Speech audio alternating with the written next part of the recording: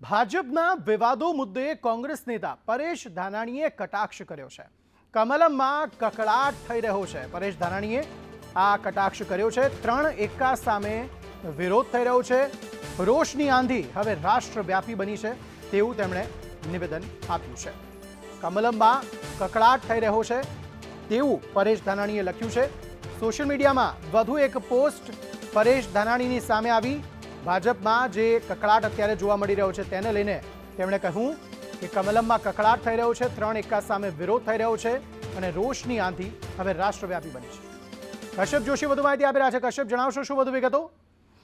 બિલકુલ, પરેશ ધાનાણી જે કોંગ્રેસના નેતા છે તેને ફરી એક વખત કટાક્ષ કર્યો છે અને તેને સોશિયલ મીડિયા ઉપર પોસ્ટ કરીને કહ્યું છે કે હાલ કમલમમાં જે કકળાટ થઈ રહ્યો છે તેમાં પંજાની સામે જે તિખારા લઈ રહ્યા છે અને તિખારા કરનાર વ્યક્તિઓ છે તે હવે રાજકોટથી બિસ્તરા પોટલા ભરવાની તૈયારી કરી રહ્યા છે કે કેમ, એટલે કે રૂપાલાને લઈને ફરી એક વખત તેમના દ્વારા આ પ્રકારનું ટ્વીટ જે છે તે કરવામાં આવ્યું છે। સાથે જ તેમણે ટ્વીટમાં એ વાતનો પણ ઉલ્લેખ કર્યો છે કે રોષની આંધી જે ગુજરાતમાં છે તે હવે રાજ્યના સીમાડા વટીને રાષ્ટ્રવ્યાપી બની ગઈ છે। એટલે કે આ રોષ જે છે તે માત્ર ગુજરાતમાં નહીં પરંતુ ભાજપમાં રાષ્ટ્રવ્યાપી રોષ હોવાની વાત છે તે તેમના દ્વારા કરવામાં આવ્યું છે। જી, આભાર સમગ્ર માહિતી આપવા માટે।